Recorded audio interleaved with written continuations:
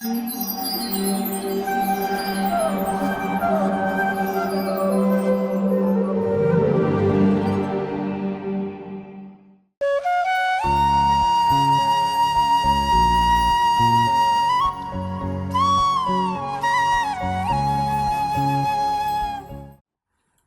कृष्णा।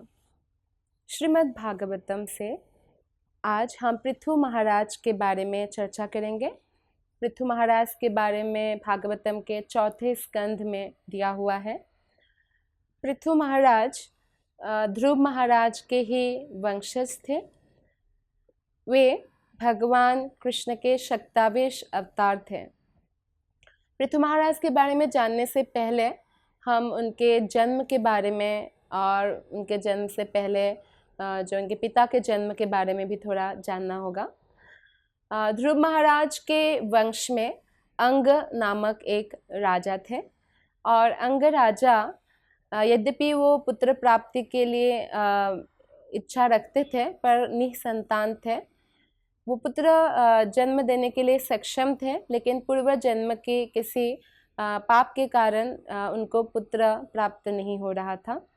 और एक बार वो यज्ञ कर रहे थे तो उस यज्ञ में कोई भी देवता नहीं आए, जबकि यज्ञ पुरोहित गण थे, मंत्र उच्चारण भी सही किया। तो इसलिए राजा अंग अत्यंत दुखी हो गए।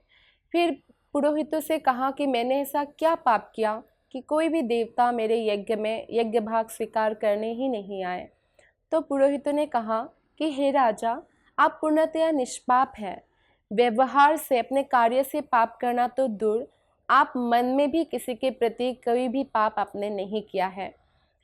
तो क्यों ना हम भगवान विष्णु के लिए यज्ञ में आहुति दें, क्योंकि अगर भगवान विष्णु ही आएंगे तो देवता तो उनके अंश है और उनके सेवक है, तो सारे देवतागण को बाध्य होकर आना ही पड़ेगा।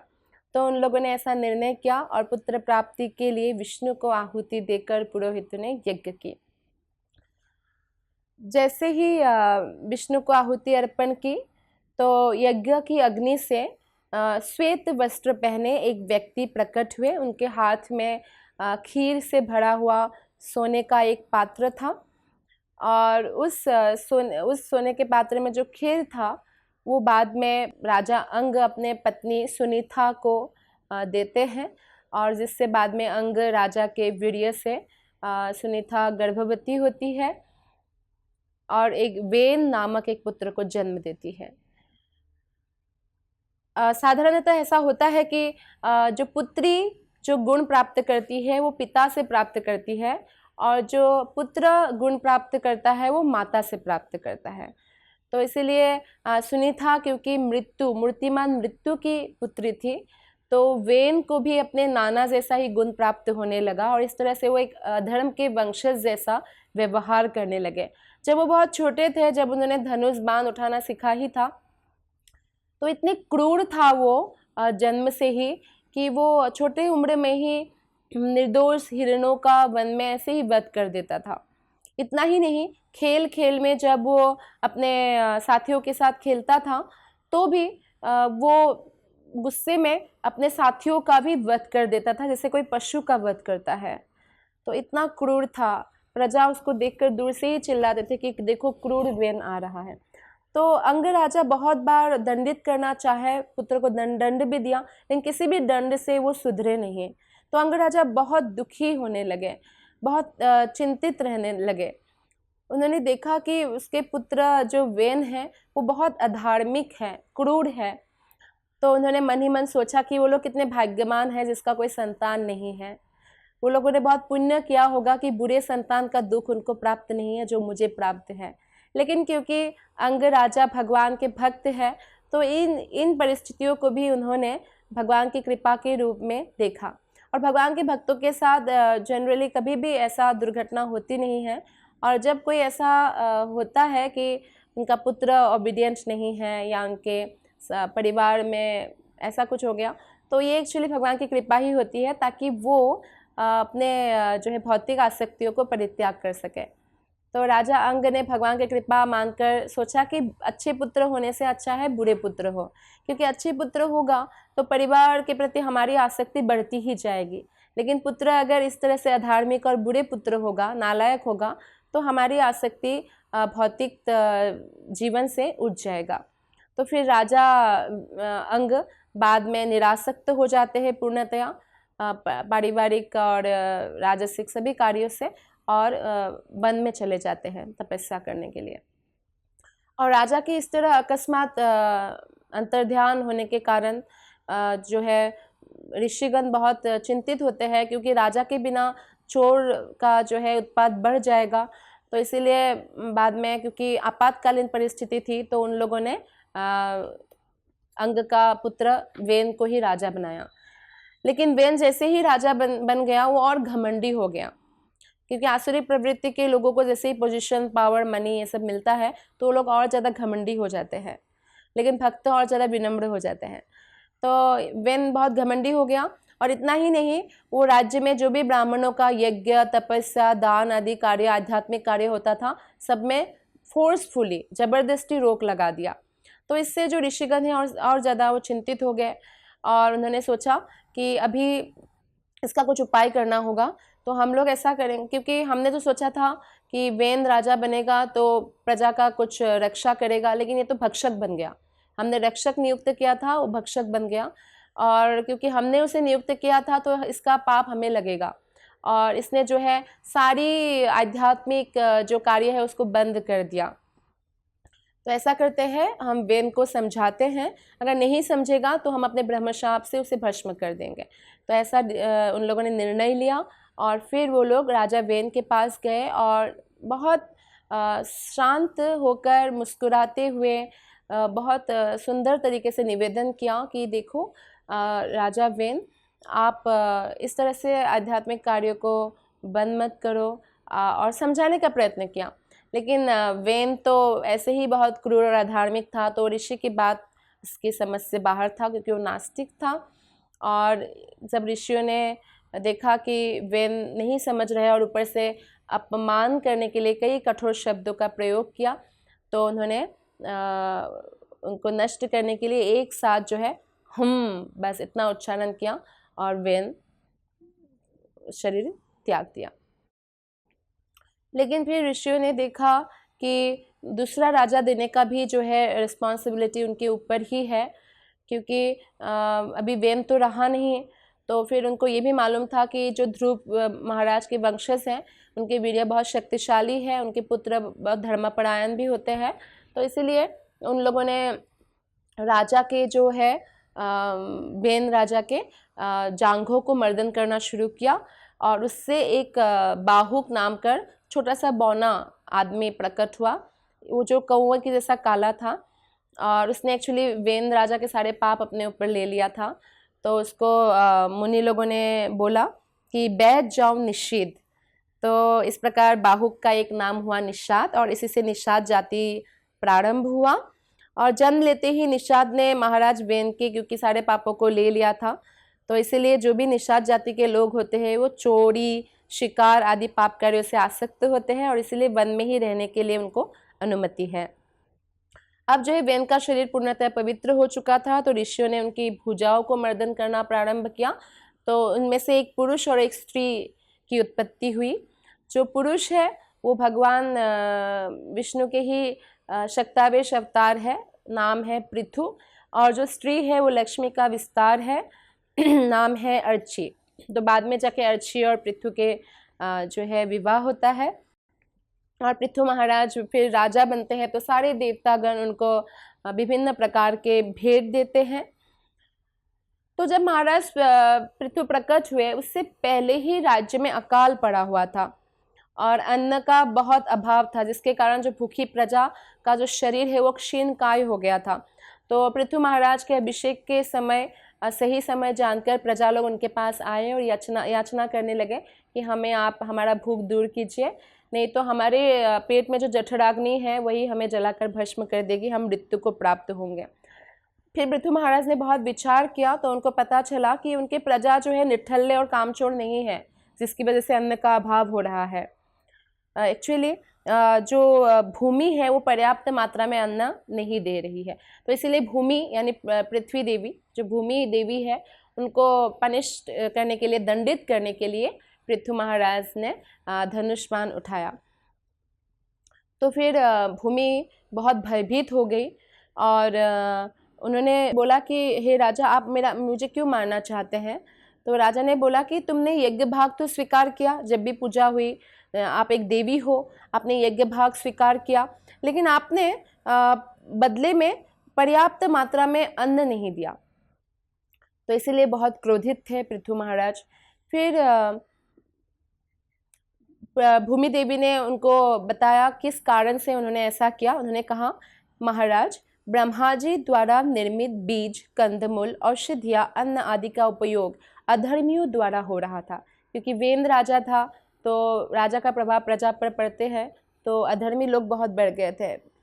तो वे इन खाद्य पदार्थों का उपयोग यज्ञ करने के स्थान पर इंद्रिय तृप्ति के लिए कर रहा था। तो इसलिए हमें जो भी खाद्य पदार्थ मिलता है, हमें भगवान को भोग लगाना चाहिए और भोग लगाकर खाना चाहिए। तो यहाँ पे हम देखते हैं कि इंद्रिय तृप्ति के लिए करने के कारण उनको दंड देने के लिए जो है पृथ्वी ने, क्योंकि अगर कोई योग्य प्रशासक होता, वेन योग्य नहीं था, अयोग्य था, तो कोई योग्य प्रशासक होता तो पृथ्वी को दंड देने की जरूरत नहीं थी, लेकिन कोई था नहीं और वो लोग इंद्रिय तृप्ति के लिए सब उत्पाद का उपयोग कर रहे थे, इसलिए पृथ्वी ने दंड देने के लिए सब बीज अपने उदर में छुपा लिया। तो राजा को बोलते हैं कि दीर्घकाल से वहाँ दबे रहने के कारण, यानी भूमि के अंदर दबे रहने के कारण बीज अब क्षीण हो चुके हैं। आपके शास्त्रों तथा ऋषि मुनियों द्वारा वर्णित उचित विधि की सहायता से तुरंत उनकी प्रजनन शक्ति को पुनः जागृत करना होगा। तो ये सुनकर पृथु महाराज शांत हो गए और उन्होंने भूमि के इस सुझाव को स्वीकार किया।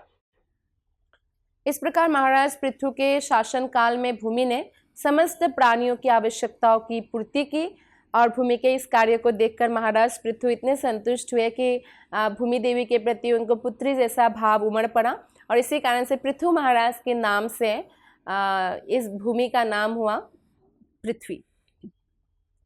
तो कुछ समय बाद पृथु ने 100 अश्वमेध यज्ञ आरंभ किया।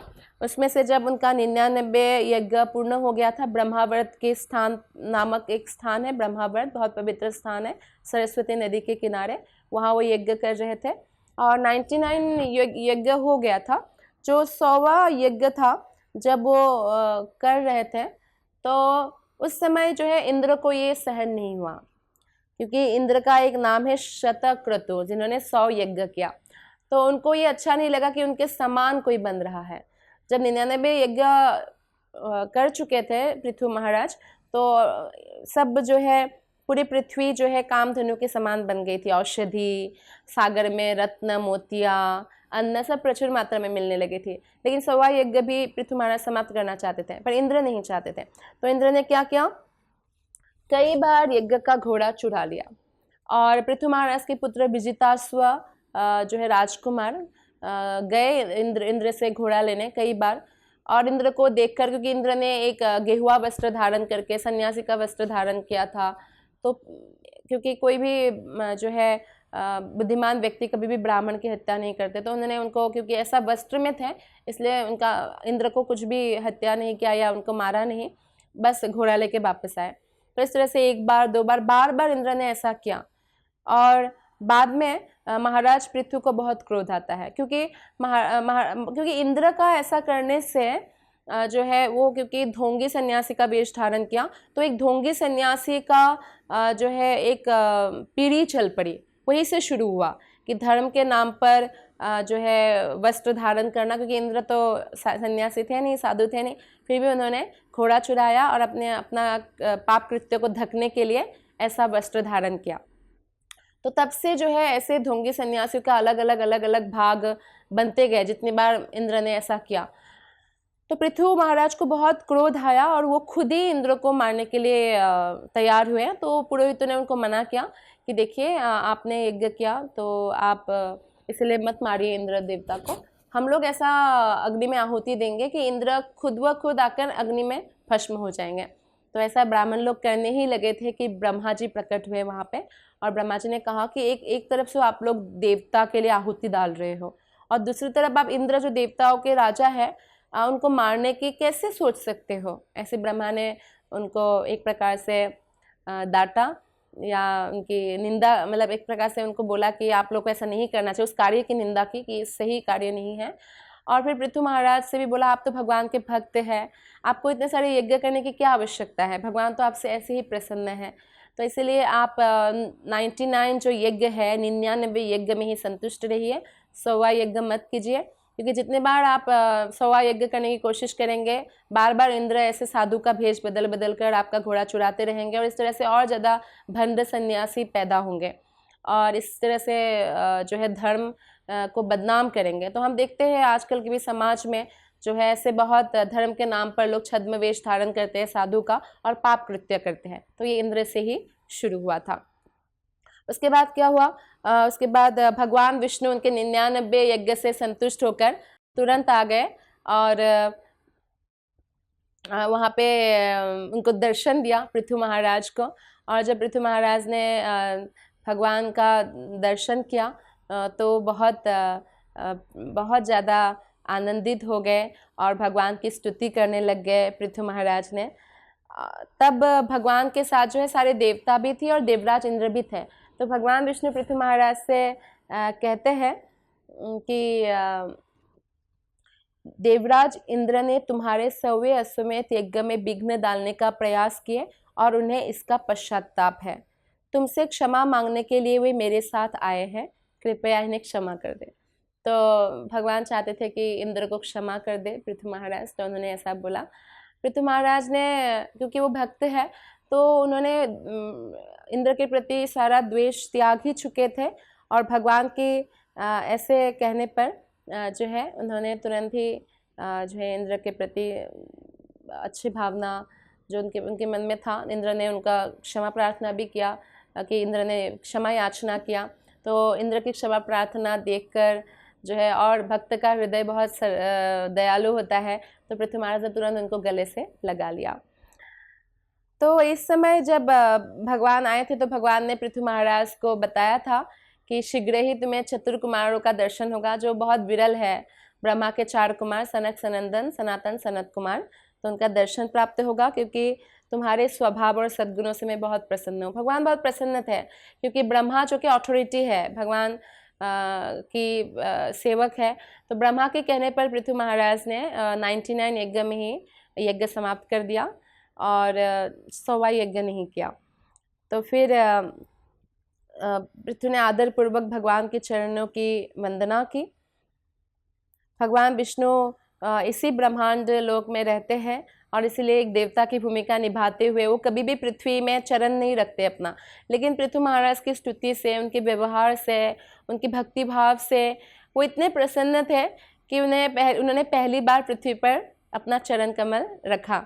और जैसे ही रखा, उन्होंने ऐसा लगा जैसे बैलेंस रखने के लिए उन्होंने गरुड़ की सहायता ली, अपने गरुड़ वाहन की।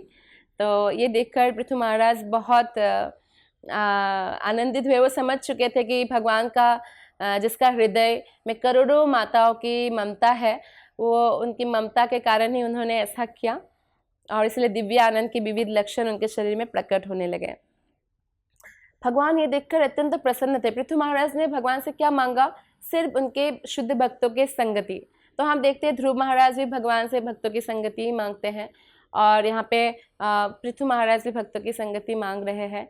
तो ये देखकर भगवान अत्यंत प्रसन्न हुए कि पृथु महाराज ने कोई भौतिक वरदान नहीं मांगा, तो इसीलिए उनको वरदान दिया कि हे राजन, तुम्हें निरंतर भक्ति में संलग्न रहने का वर प्राप्त हो। फिर पृथु महाराज ने और भी अनेकों यज्ञ किया और प्रजा को भी आध्यात्मिक दिशा में आगे बढ़ने के लिए सहायता की और उन्होंने खुद प्रजा को बुलाकर बोलते थे। पृथु महाराज एक बार ऐसा असंख्य लोगों को बुलाया, नागरिकों को बुलाया और बताया कि प्रिय नागरिकों, आप सबको अपने मन, वचन, शरीर तथा कर्मफलों से उत्साहपूर्वक भगवान की भक्ति करना चाहिए। कैसे? उत्साहत निश्चयात धैर्यात। तो पृथु महाराज ने जो एक धार्मिक राजा होते हैं, वो प्रजा को आध्यात्मिक दिशा में आगे ले जाते हैं, क्योंकि हमारे भागवतम में कहा गया है कि कोई अगर अपने आश्रित लोगों को वैकुंठ धाम नहीं जाने के काबिल बना सकता है, उसके योग्य नहीं बना सकता, तो उसको राजा या पिता या पति ये सब नहीं बनना चाहिए। तो हम देखते हैं पृथु महाराज एक आदर्श राजा थे और उन्होंने नागरिकों को बोला कि वो भगवान के भक्ति करें अपने मन वचन कर्मों से, और भगवान की भक्ति में हमेशा संलग्न रहें और वैष्णवों का आदर करें, वैष्णवों के निर्देश अनुसार कार्य करें। और उन्होंने बताया कि वैसे तो भगवान यज्ञ अग्नि में जो आहुति देते हैं वो ग्रहण करते हैं, लेकिन ब्राह्मणों के मुख से, वैष्णवों के मुख से उनको खाना बहुत पसंद है।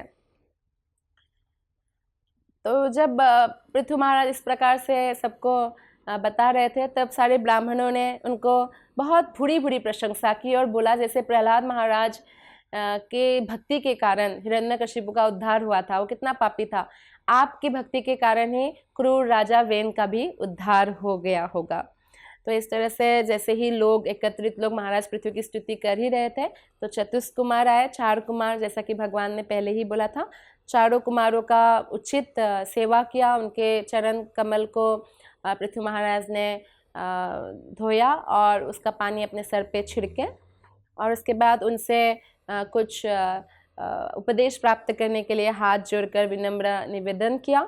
और चारों कुमारों ने भी जो है उनको बताया कि भगवान की भक्ति में क्यों संलग्न रहना चाहिए, नहीं तो व्यक्ति धीरे धीरे वृक्ष और पत्थरों के स्तर तक गिर जाता है। इसलिए हे राजन, आप हमेशा भगवान कृष्ण की भक्ति में संलग्न रहिए और कुसंगति यानी जो भगवान के भक्त नहीं हैं, जो भौतिक चीज़ों के प्रति आसक्त हैं, उनसे दूर रहिए। तो महाराज पृथु के आदर सत्कार से चारों कुमार अति संतुष्ट हो गए और फिर वो लोग चले गए। उसके बाद महाराज पृथु ने अपने पत्नी के साथ जो है तपस्या भरा जीवन व्यतीत किया, और बाद में जब समय आया वन में प्रवेश किया, और इस तरह से पूरा जीवन उन्होंने भगवान कृष्ण की भक्ति में बिताया। तो इस प्रसंग को 3 बार सुनने वाला व्यक्ति समाज में ख्याति प्राप्त करेगा और अशिक्षित व्यक्ति महान विद्वान बन जाएगा।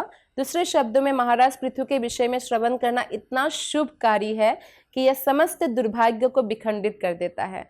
चाहे कोई व्यक्ति दिव्य स्तर पर स्थित भगवान का शुद्ध भक्त ही क्यों न हो, यह उसका कर्तव्य है कि वो स्वयं महाराज पृथु के चरित्र और जीवन को सुने और अन्य को भी सुनाए और अन्य को सुनने के लिए प्रेरित करे। जो व्यक्ति नियमित रूप से इस महान इतिहास को पढ़ता है, भागवतम को पढ़ता है, वो भगवान के चरण कमलों के प्रति दृढ़ विश्वास तथा आकर्षण विकसित करता है। घोर अंधकार से भरे इस भवसागर को पार करने के लिए भगवान की चरण कमल ही एकमात्र नौका है। तो इसलिए हमें श्रीमद् भागवतम का श्रवण और करना चाहिए और दूसरों को भी सुनाना चाहिए और पढ़ना चाहिए। Thank you very much. Hare Krishna.